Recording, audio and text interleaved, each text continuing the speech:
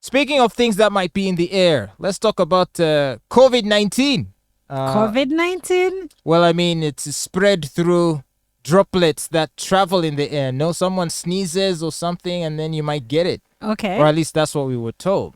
So COVID-19, the investigation behind its origins has taken a very, very interesting twist in a way that vindicates many of us who were very skeptical of the early claims that it must have just sprang up organically and naturally through, I don't know, some bats in Wuhan, in a wet market, and then it ended up in people's lungs, and then the pandemic. I always held the belief that there was a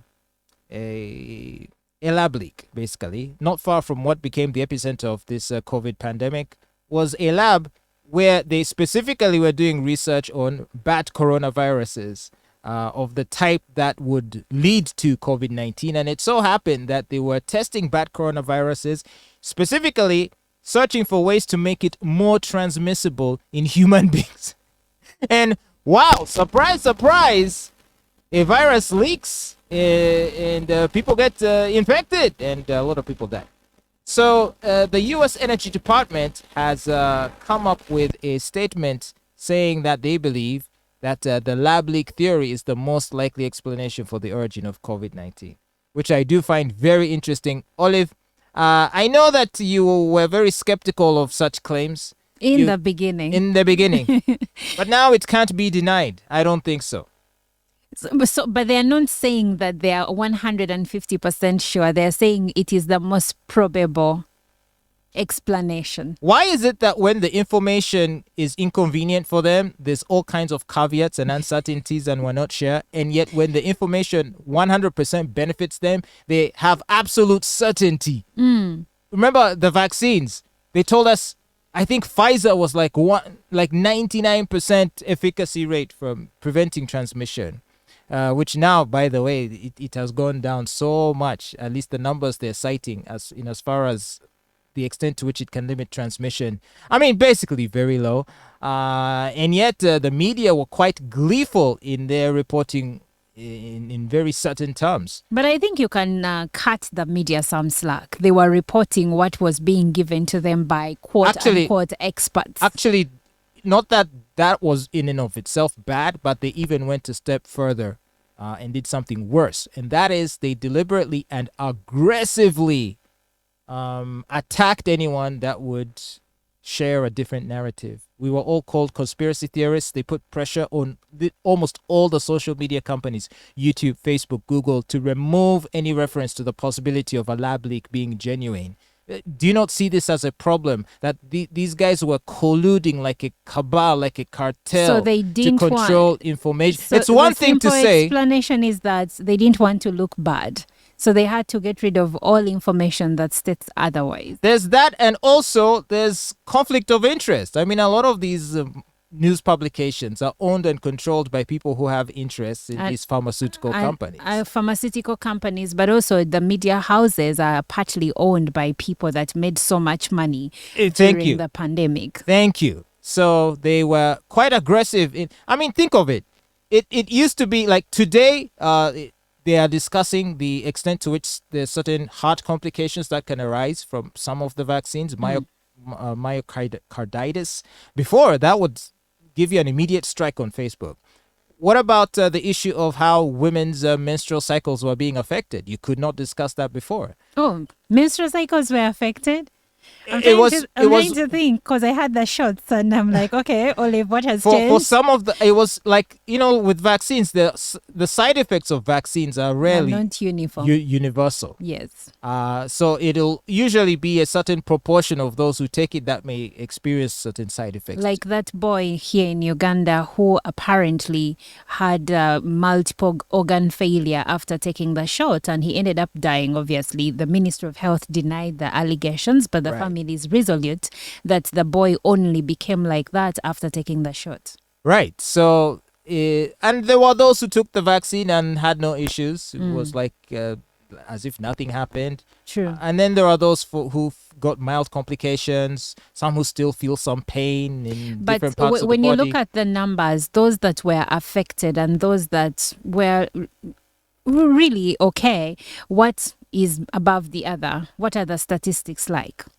I would say from what I have seen, and I haven't taken such a deep look into it, it would seem like the majority are essentially just carrying on fine. And someone would argue, a medic or an expert would say that there are always outliers regarding any vaccine. That's It's just that this one was in public view. Everyone was watching. yes. Now it's a fair point, and so I wouldn't extend it to say that the side effects were experienced by everyone. But my problem is they were preventing even any discussion of them. You get it, and that to me is malfeasance, journalistic malfeasance, to stifle any attempt at a wider public discussion, calling everyone science denier, vaccine denier, anti-vax, conspiracy theorist, does little to But encourage we debate. did have anti-vaxxers, people that just didn't believe in vaccines. So the thing even is- right now we have people that don't believe in vaccinating children. Now, I think there are degrees to this. So, for example, there are many people who have vaccinated themselves against everything else, but with this last one, the COVID one, they're saying, "Yee, but first wait, I'm not sure about this one." Yeah. And even those people got lumped in with those who generally dislike vaccination. Ah, okay. Yeah, you have a point. And in fact, they changed the definition of anti-vax to now incorporate those who are simply skeptical about certain vaccines, whereas before the definition was essentially that someone who just does not accept any form of vaccination. So there was a lot of propaganda and subterfuge going on, and the media was at the forefront of that. And so to me, they did a huge disservice. But going back to the story of how the lab leak is the most likely origin of COVID-19, according to the Energy Department, just to give you the background, the Energy Department has concluded that the COVID pandemic most likely arose from a laboratory leak. According to a classified intelligence report recently provided to the White House and key members of Congress. Now, earlier you mentioned that they think it is low, what is it you said? Low probability? Yes. Or something like that. Now, that came up in follow-up articles in which newspapers were citing experts who they were not naming. It's like the same circus all over again. Basically running damage control in order to dampen the impact of this damning report. Plausible deniability. Exactly. These people are so good at digging up experts from thin air who will say what they want them to. I believe that the experts are there. It's just that with COVID-19, people like you do not even want to hear the word. Because you see the thing that happens with research. We will do the same research on the same thing and we may have different findings. Your findings may disagree with my findings. That doesn't mean that I'm not an expert. Seriously. Well, then I wish the courtesy would be extended on a wide variety of issues, because where they feel they have the power of consensus, they're quite happy to discount the views of experts that don't align with, for example, in this instance, we're discussing the origin of the virus. Other instances, the debate would have been about the efficacy of, let's say, lockdowns, of masks, of even the vaccines, whereas the journalists were quite happy to go with what they viewed was the majority opinion of experts, meanwhile discounting all of the other experts that would have a different view. But I mean, as you know, they say that time is usually the best test of what is true. Eventually, the truth does come out, and I mean, few will argue that lockdowns accomplished anything. At this point, I'd be hard-pressed to find someone who will say lockdowns are a good thing. I hear you on that, and I agree they weren't really a good thing. But at the same time, if this was really a lab leak, it means that those who were handling this situation knew how bad it could get. So everyone was acting like, not emotionally, but they were being rushed because they didn't know what could be. They thought probably it could be worse. And it started in China. When China knew they had a leak, they started by closing up the entire country. Yeah. So everyone else followed suit because those who were in the know, like the US could have been in the sections of the US science side, would have been in the know, and they probably thought this is the best thing for us to do at the time because it could have gotten worse, though it never did. But still, we can't even say 100% it never did, because those who died or those who lost people do not have the same kind of arguments that we have right now. Well, if they were more willing to entertain open debate, I think we would have come up with a more nuanced approach. But Because I think if there is a catastrophe, do you you would really agree- have time for debate? yeah, because the same argument will be used. Look, I shared a post on my Facebook the other day. Let me just see if I can quickly find it. It was a very interesting post. I stole it from Joseph Kabuleta. He said, if you allow the government to suspend your rights Then they will use. in order, because of an emergency, Then they will. the government will create keep creating emergencies. emergencies so that they can strip you of your rights. So if you want to point to a disaster situation and that therefore means that government has license to strip us of all our freedoms, that's a very dangerous precedent. And I would argue that it should never be tolerated. And even given what we knew of COVID at the time, the information would not have justified the lockdowns that were implemented. But some of us were following, of course, the news. The fake and news. We were seeing the numbers CNN. of people dying in Italy, in Spain, Yes. China closing everything. People crying, we don't have food. Well, you can't The blame problem- the general public Yes, you for can. having been panicked. You can, because Yes, you can't. It's like you're asking me to forgive you for being ignorant. Look, from the beginning, we were trying to ask questions about who are tell us about the demographics of those who are dying and whose deaths are being attributed to COVID. Because now we know if you have certain comorbidities, those are going to significantly magnify the extent to which Even you can be then, affected we knew that. by COVID. And so we knew earlier on that the most affected were the elderly and the obese. And a lot of times they were already suffering from other things, right? And in the case of those who perished in Italy, the elderly, these are people who probably, and I saw an interview of a doctor who said these are people who would have probably died within the next 3 months, even if it were not for COVID. But you see, we latched on to that, to COVID as being the cause of those fatalities, and said this therefore justifies shutting down the whole world. I mean, to me, this is such a gross injustice. I mean, we need to organize tribunals and put people on trial. People like who? Bill Gates.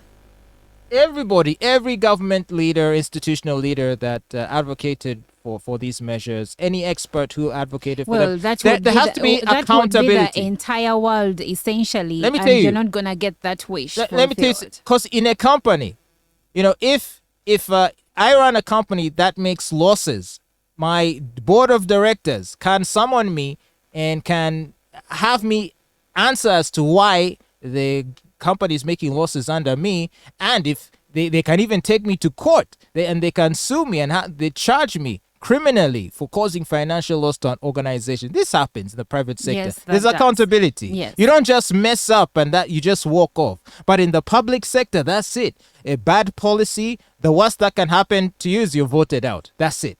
But Isn't that bad enough? no, you do not pay the price for the thousands, if not millions of lives that you've managed. I mean, look at George Bush invading Iraq, millions dying. What his punishment was that his term expired? Really? And actually, he was voted again. Yes, in 2004, right? Yeah. So it's just now, if even the U.S. Energy Department and other, high-profile entities are suggesting that it could have come from a lab, why is no one asking the next question? Okay, so who's behind the lab? Because as it turns out, But we know who was the lab- behind the lab. the lab was in China, but the specific research was being Yes. funded by the United States. Was it the United States government or Yes, the the government, UN, what is it? United States Institute of Allergies and Infectious Diseases, headed by the man himself? the god of COVID, Anthony Fauci. So how is it that, and here's the irony is that in the US, the President Obama had issued a ban implemented a ban on what is known as gain of function research, which is where you get a pathogen, a germ, and you try to make it more deadly. Perhaps for experimental purposes or any other purposes. Obama said, no, this is too dangerous. We ban it. So what they did, they went to China. They shipped it to China. Yes, they shipped it to China, and then China was careless, and we had a leak, and then the entire world was brought to its knees. That's so right. why is it that you're not calling China out? They're also culpable, but also They're the main... No, don't do that. What? If you allow something that dangerous into your borders, then you are as guilty as the person that made the suggestion to begin with. And really the Chinese people really need to take their government to task for accepting this kind of research to be done. And to be fair, we suffered through lockdowns, but I think the Chinese people suffered even more because they just got out of the lockdowns. Are they still in lockdown in some places even? There were riots towards the end of last year, so they started opening up. And now the funny bit is that when they started opening up, countries like the US were putting their people, like travelers from China, in quarantines because they were afraid that there could be a new strain into their borders. Oh, please. I mean, the government will use any ruse to, and I think Andrew Tate, our good friend. Your good friend. he mentioned something that a lot of people didn't take into account, is that a lot of people in power are just, some people can just get what is called a power trip, where you kind of just want to do something that doesn't make sense, but just because you want to test compliance. But isn't that what everyone does whenever they have power? A boss at work does that. A leader in politics does that. The wife at home with a maid does that. Every person, when they have power, they want to try and see to what extent the people under them can go. Yeah, exactly. Bring me tea. No, I asked for coffee. No, I asked for tea. That's true. I said coffee. And the maid is just, what the hell? And meanwhile, you're having fun. Like, yeah, I feel important. So when you talk about power, every one of us in different spheres of our lives, I think we abuse power when we have it. It happens everywhere. The thing is that we like to throw the stone at people in, let's say, government positions because everyone is watching them.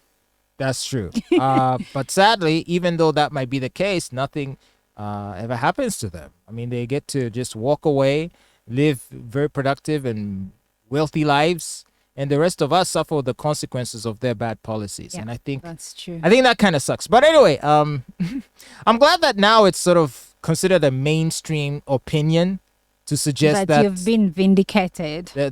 The disease came from a lab. So yeah, I do. Of course, I feel vindicated. I was called a conspiracy theorist every day. You know, people used to write essays on Facebook where they would tag me. Oh, you see, I studied molecular medicine at this university. But you see, Fatboy, when you're James Onen doesn't know what he's talking about. James Onen, when you're talking about what you thought was true, vis-a-vis what the experts were saying, most people will be compelled to side with the expert. Because, I mean, if a guy has taken time and years studying, doing research in epidemics, and they're epidemiologists, you, a layman, you're going to find a hard time to convince me that what you say you know is actually true. This is why we encourage critical thinking, and why critical thinking... And everyone was critically thinking because they at one point doesn't mean that they're not critical thinkers. Okay, because they also had a background where they came from to support whatever argument they were supporting. You see, and that's what has to change. For example, right now, the debate is on LGBT, trans rights, all this kind of stuff. So did you know that I think... maybe 10 years ago or before that, gender dysphoria used to be classified as a mental illness. There is a specific manual of psychiatric medicine. I think it's called the DSM-5, right? That is sort of the standard for what psychologists and psychiatrists will use for diagnosing, right? And in it, it listed gender dysphoria, which is the situation where you feel as though you are the wrong sex in the body. In a wrong body. You are inhabiting a body that is of the wrong sex from what you believe you should be. And people used to be treated for that. Used to be getting therapy. But then what happened is, due to a lot of political pressure, it was now removed. So now gender dysphoria is not considered to be a mental illness. And so if you like you are, non-binary, or am I a man in a woman's body or a woman in a man's body, that's now considered normal. That you are just a normal person. And this is what the experts are saying. Does that mean we should just believe it, or would you now invoke some common sense to say, No, okay, first of all, it doesn't make sense, and then second of all, I have noticed that there's been a lot of political pressure to twist the science to conform with these ideologies, and with those two facts alone, you would have to be skeptical of anything you hear. I hear you on that, but I'm just saying that, yes, you have looked at it that way, and someone else will come with another explanation telling you why it is not a mental illness. Does that mean that they are not intelligent enough, or that they don't know what they are talking about? Because they could have done their research and discovered that actually what we used to call mental illness is not. So Back in the 90s, when people had HIV, before we knew much about it, some people thought it was witchcraft. yeah, And they were believing whatever they were reading. I don't know if they were reading. They were believing it to be true. That's People, why when kids had polio, there was a belief that it is still witchcraft. So- but we know it wasn't. So my thing is, like, I'm big on critical thinking, and what critical thinking means. Critical thinking isn't telling you what you should believe or who you should believe. Critical thinking is telling you Think, read, research, weigh. it is a methodology by which you are most likely to arrive at the right, most probable explanation, and that is done by considering the merits and demerits of all arguments. So And what I'm saying is that still, at the end of the day, since you were so sure from the beginning that COVID-19 could have started from a lab, sometimes people will not change their minds. So they will read and listen to all the content that supports their argument. And I will read and research and follow all the content that supports my argument. And at the end of the day, we'll be here disagreeing and agreeing to it's disagree. so funny. I had you're not going to believe this, because I had a researcher, a friend who's working with the CDC, which is like one of the top-rated medical research institutions of the world, although I think it's American based. And I would just share my explanations and my views on why it's most likely that it came from the lab. And this person would just not believe it. This person, American, would just not believe it. Like, I don't know about that, man. It's not what I read. It's not what we're discussing in our committees. It's like, so they were trapped in a bubble. I wonder what this because person... they were basing on facts. They were basing But on science. I was Actually, too. they were not facts. They were basing on science. No, And no. That's the thing I was saying, that if someone is an epidemiologist and you just bring stuff from God knows where on the internet, they're going to have a hard time Yes, to but believing you. what am I bringing from the internet? Am I citing actual studies that have been conducted? By who? Studies that are published in peer-reviewed journals, And also, like Nature. but even your friend is also citing studies in peer review. No, my friend is just believing what she's been told. Told by who? You're Exactly. trying to reduce your Exactly. friend and make it look like And they by the didn't way, study enough, it is they not- don't read no, no, no, no. enough, they don't It is not- research enough. Here's another point, and this is not even a controversial thing to say. Among the scientific fraternity, it's like any field. There is a lot of pressure to conform. There's a lot of competition for funding, and certain opinions are more popular on others based on political views, where the source of money is, and this can inform a lot of people's opinions.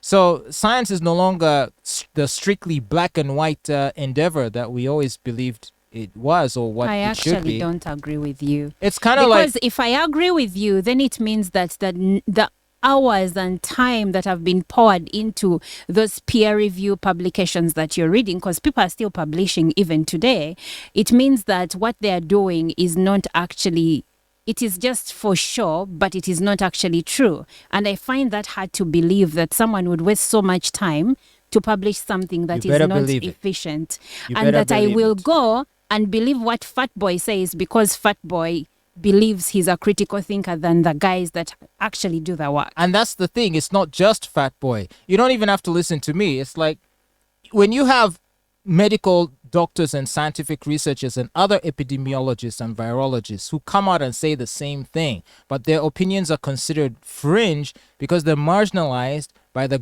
greater institutions that rely on funding from institutions like the Bill Gates Foundation, like and all kinds of other government and non-government sources of revenue, who really dictate where research grants are directed. You know what they say? He who pays the piper calls the tune.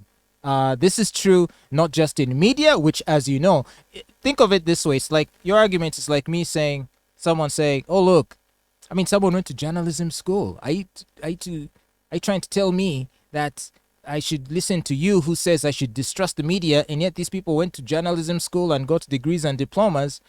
Most people would agree that that doesn't determine whether or not the journalist That's could be why I'm compromised. not talking about journalists. I'm talking about science. I'm talking about the a body same. of work that takes time and research. It's the same. It's still I'm human talking beings. about they are still human beings, but I don't believe that all they do is because what you said is that science is no longer what it used to be because of who pays them. And It's true. No. It's true. There I mean, may be exceptions, but honestly speaking, Fatboy, are you going to sit there and say that what you know, what you have read on the internet, the guys you've listened to on YouTube are better than the guys that spend time, not what they studied, but they spend time doing the research? Now, I know that even as an epidemiologist, they might have findings that can also be argued against, that can be trashed. And when that is trashed, they have to go back to the drawing board and do more research. see, the problem is you might be under the impression that scientists are gods. I have scientist friends. I do. I can I- have can I friends tell you- that are epidemiologists. I Can I have tell you- scientist friends. Can I tell you what they spend half their time doing? What? Half their time is in the lab. The other half of the time, what are they doing? Looking for grants. But you Exactly. see, it's always a team. There is someone that is looking for grants, and then there is someone doing the work, because scientists don't usually work alone. It's always a team. And unfortunately, a lot of these scientists, when they want to do research, how do you think you get the grant? It's kind of like, like how we're in media right now, right? And like gender equality is like a big thing. And several times, someone can tell me, hey, there's this new NGO project, or there's this new project, and maybe the European Union is injecting so much money into girls advocacy or something like that.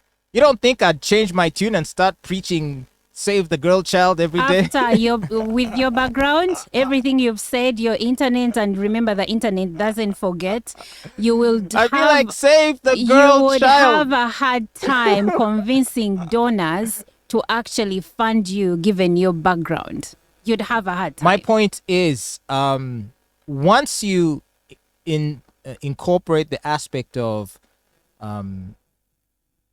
someone in their field of endeavor must seek funding from third parties, it really invites plenty of room for someone to be compromised, right? So if researchers find out that there's a lot of money going into climate change research, guess who's going to get the grants? But do you also know? Guess who's going to get the grants? It's going to be you imagine, let's say the UN, and I have $1 billion for research on climate change. Who am I going to give the grant to? The person who comes to me and says, hey, I want to conduct a study that shows climate change is BS. Is that person going to get the grant, or is the person who says, I want to study the extensive damage being done by climate change? Who's going to get the grant? But you see, it also depends on the agenda. Because Thank you. the people you are citing that, these ones have written papers, they are published. I'm like, okay, who is funding them? Because also them need funding. So it depends on the agenda. The person You're you right. believe to be true could be funded by someone who wants you to believe that they're true. And you're 100%. And that's my argument, that you cannot trash what other scientists no, are no. doing just because you disagree with their findings. No, that and I wouldn't say that. I guess my point is to simply acknowledge that there is room for bias from all directions, which is why you need to question all the information. In the same way, I shouldn't just question the scientists who say things I disagree with. I have to question the scientists who say things I agree with. But do you and do I look that? I look at their sources, because let's say you mentioned, oh, I go on YouTube. Well, what are the guys on YouTube doing? They're pulling out these research papers from these peer-reviewed journals, from these publications, and they're saying, in this year, this scientist published this that says this. It was published here, this, that, and the other, and it just, you're able to then, I guess, it just sort of adds to the conversation of what's going on, where you can see that, okay, so it looks like maybe I'm not being told the whole story. And so you contrast that with what you're being told, and when you start to notice certain discrepancies and inconsistencies and contradictions, it sort of now breeds skepticism.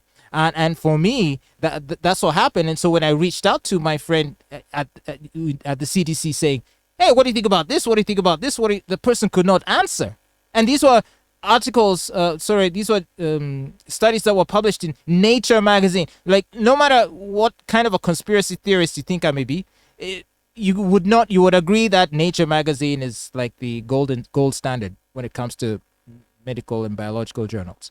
So if papers published there are saying something that seems to not align with what the guys on TV are telling us, what are we supposed to believe? No, my argument was not about the papers that were cited. My argument was that maybe something was written in Nature magazine, it was cited there, and it was in the direction of what you were believing. In the same magazine, you will find another paper that has been cited and it disagrees with what you were saying. Okay, so all I'm saying is that you can actually find yourselves at a point where you say you're right and this person is saying they're right. And I think that's where your friend at the CDC was coming from. But given that I have been vindicated. And you have been vindicated by the American what? This is just one. There's so many. And that's what I was going to say. Week after week, there's always a new layer of information. That's what I was going to say. That, yes, some findings are vindicating you and some findings are not. It's just the latest. That is the latest. But until one of them is out there and it is the end and be all, that's when you will be fully vindicated. I felt vindicated from the beginning. This is just to show those who were doubting me that even the sources they tend to agree with seem to be coming closer to our view of things. And so the message is not to say, all right, just disbelieve everything you hear from experts. I'm not saying that. I'm just saying be skeptical anyway. So if they hear you say this, how many articles do you see an expert being cited? Oh, this diet is good for you. And then another article, no, the diet is bad. Oh, drinking a glass of wine every day improves your health. Then another expert says, no, in fact, drinking wine can shorten your life. I mean, look, you can go crazy, and which is why you, in some cases, really just have to rely on your brain and on your common sense to arrive at a conclusion that more closely comports with the reality. Otherwise, you're leaving plenty of room for people to manipulate you. That's my take. But if in this instance, because it is increasingly looking like it's really, really the case that it came from a lab that was managed by the Chinese government and which was funded by the US government, they really need to be held culpable because plenty of people lost their lives as a result of this pandemic, and we can't just let it slide. That would be the greatest injustice, in my opinion. I thought the greatest injustice, in your opinion, is that we had lockdowns and economies were decimated. That's what's also bad. But let's not forget lives were lost too. A lot of the elderly and people who had other illnesses and conditions. It was a sad time. And I feel like no justice has been served on to those that were responsible. We'll see if that day will come.